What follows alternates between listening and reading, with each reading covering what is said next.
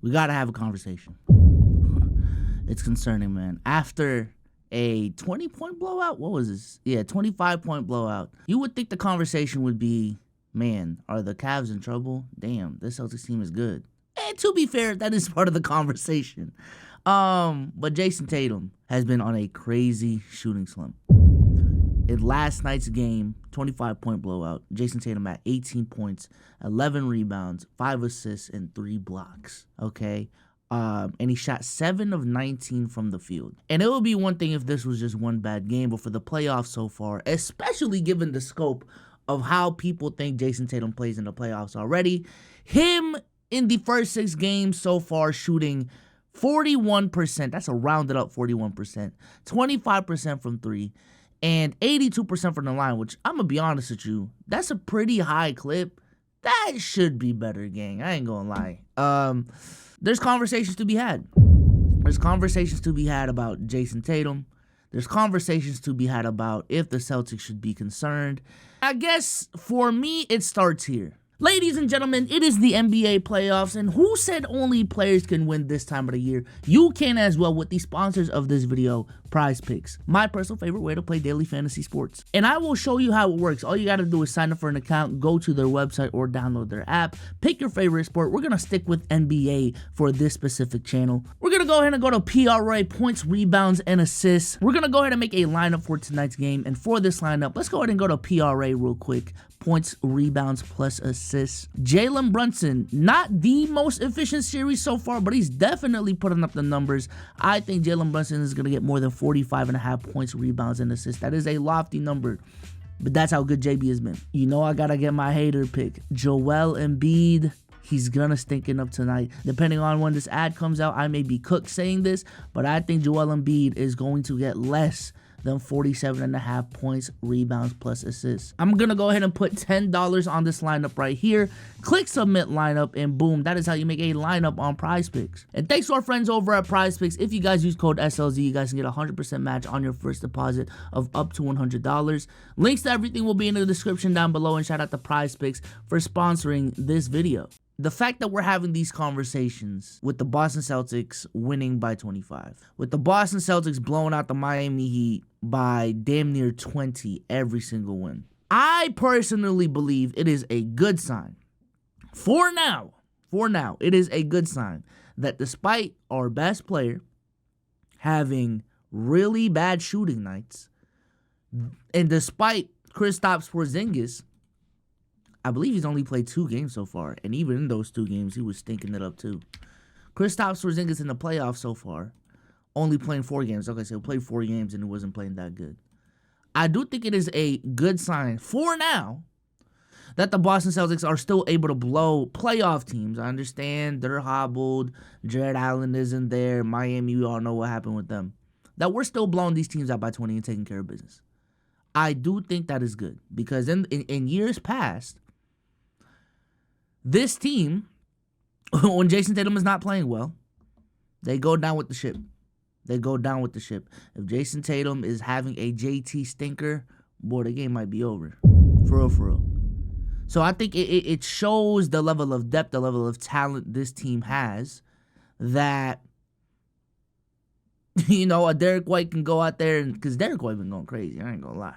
Derek White was cooking against Miami, but he's continuing it against Cleveland so far. In the playoffs so far, Derek White is averaging 23 points, 4 assists, 3 rebounds on 58, 50, 90 splits. That's, yo, chat, that's insane. That's 60, 50, 90 splits. What is wrong with Derek White, yo? And also Jaylen Brown. I want to give credit to Jaylen Brown because while JT has been having the shooting slump, Jaylen Brown has picked up the slack. Yo, gang, if you're going to have these shooting slumps, let me take over. If we need a go-to scoring option right now, I could be that guy. Y'all paid me a supermax. Y'all got it. I don't think we're giving JB enough credit so far, y'all. Because in the playoffs so far, 24 points, 7 rebounds, a block, a steal, 55, 38. 54 is crazy now. But 54% from the free throw line for a true shooting percentage. of 58%. The only reason it's so down, in my opinion, is because of the free throw percentage. But in terms of effective field goal percentage, which is essentially how efficient he is just from the field without the free throw line, 61%. JB's been killing it, y'all. JB's been killing it. And on top of that, other players as well. I want to shout out Peyton Pritchard last night for putting up 16. Sam Hauser has been crucial in these games as well. Al Horford has stepped up in the absence of Kristaps Porzingis. Luke Cornett even gave us 10 boards yesterday. Drew Holiday's also another guy that's been pretty inconsistent so far, but Drew Holiday's been playing pretty solid defense, as Drew Holiday should. Yeah, Drew Holiday's not having the best playoff run so far.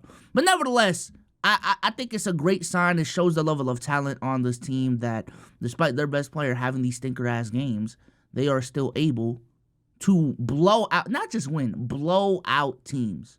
You know what I'm saying? Blow out teams. Now, am I concerned? Should BSOLZ be concerned about Jayson Tatum's shooting slump? I believe so. I believe so, because the bar for this team is not just making it to the Eastern Conference Finals. The bar for this team, I'm going to keep it a stack, isn't just making it to the finals.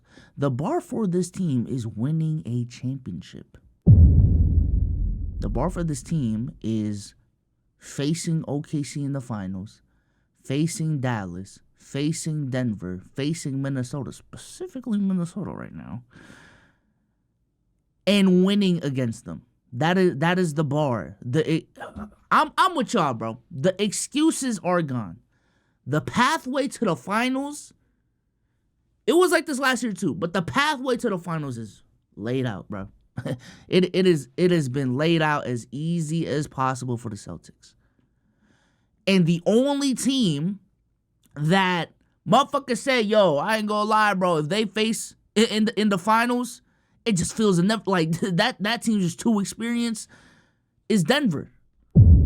Let's not forget that a lot of NBA YouTube, a lot of the NBA community said that, yo, the Celtics are cool, but if they face Denver in the finals, it's chopped liver.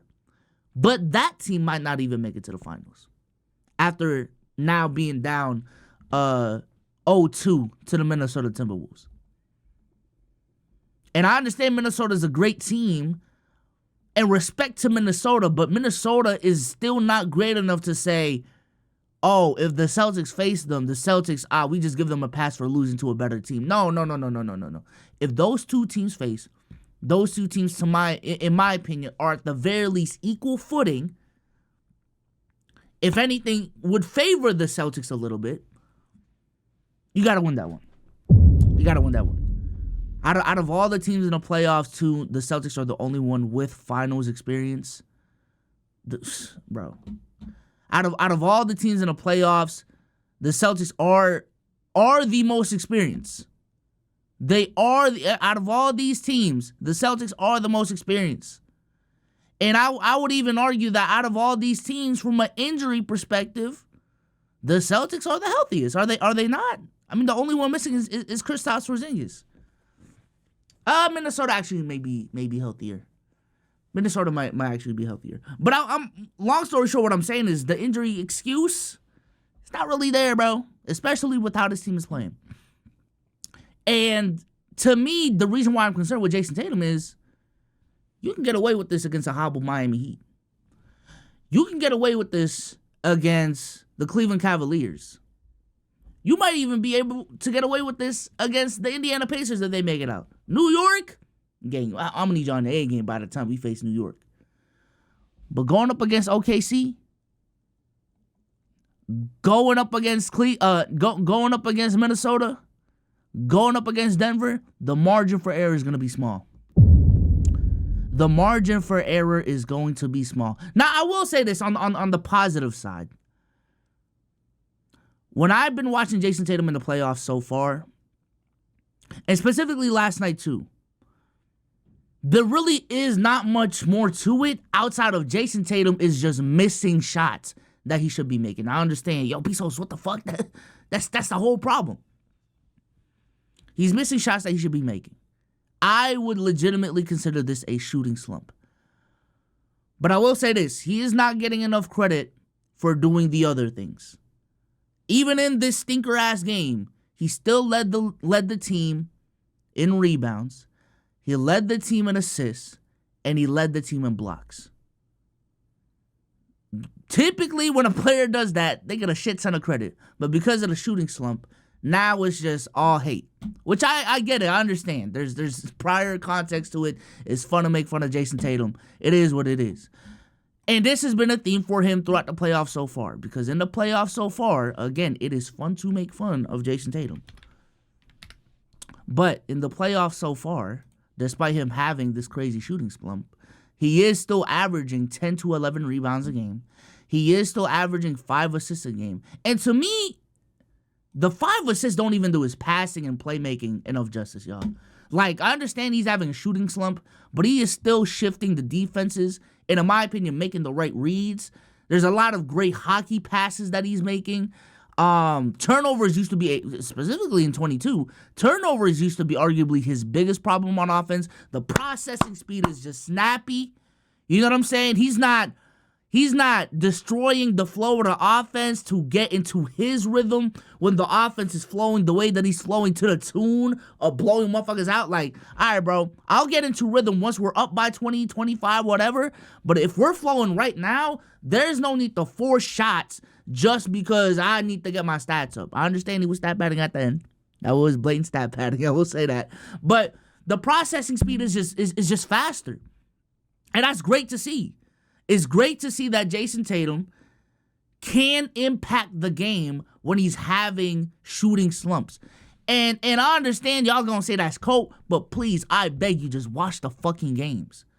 I beg of you to just watch the games, and you will see what I'm talking about. He is making a lot of really good reads, at really, really fast. Jesus Christ. He's processing these reads really, really fast as well. He's not letting the defense settle down before attacking and then making the read. No, he's going right to it. Boom. Oh, double comes. Boom. Pass out.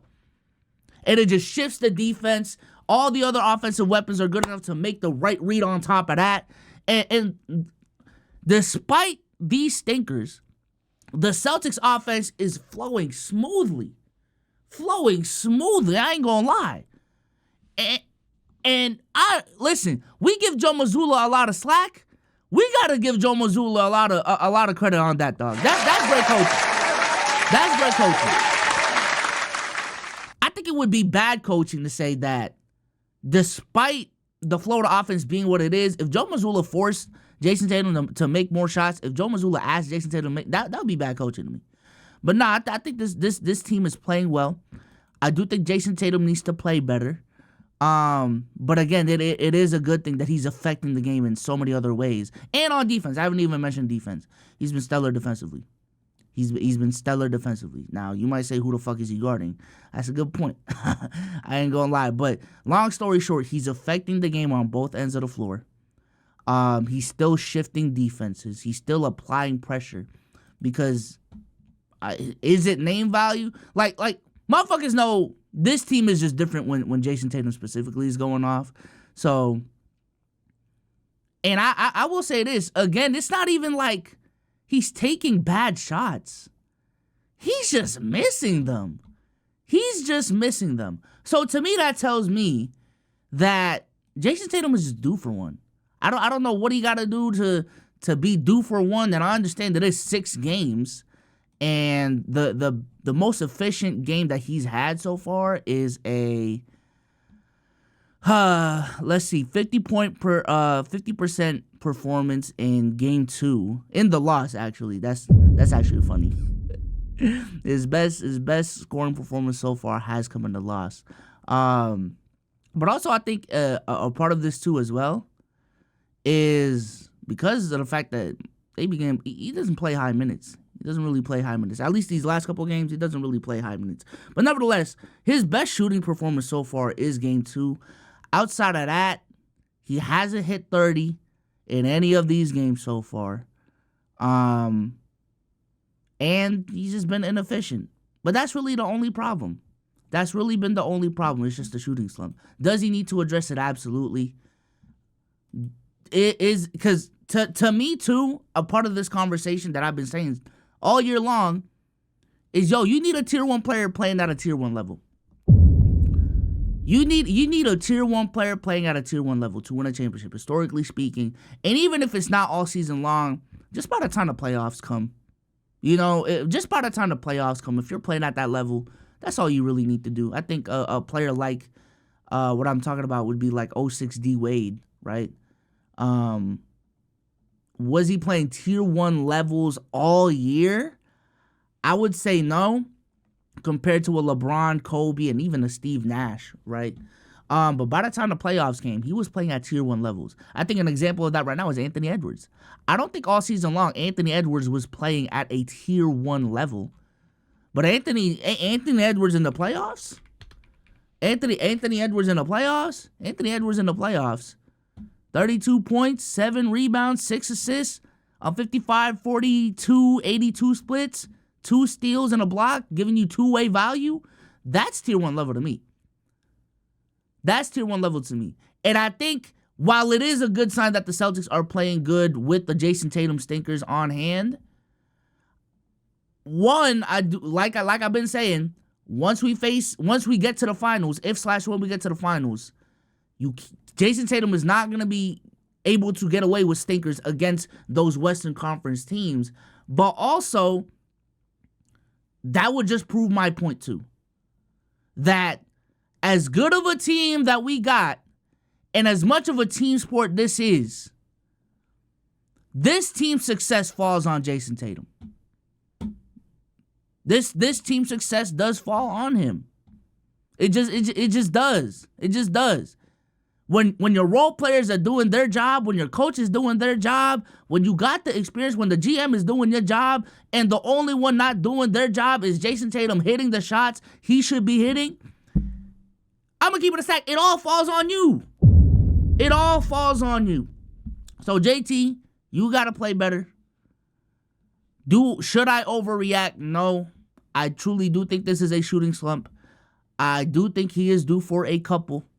And I do think he will make he is great enough to make the proper adjustments moving forward. But that Jayson Tatum pack is hitting.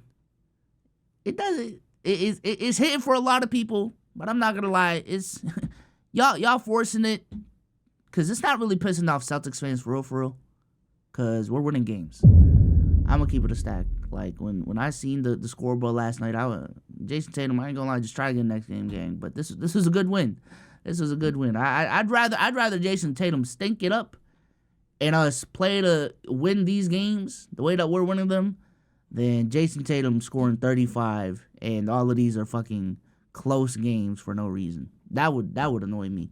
But nevertheless, appreciate y'all for watching. I'm gonna catch y'all on the next one, man. Peace.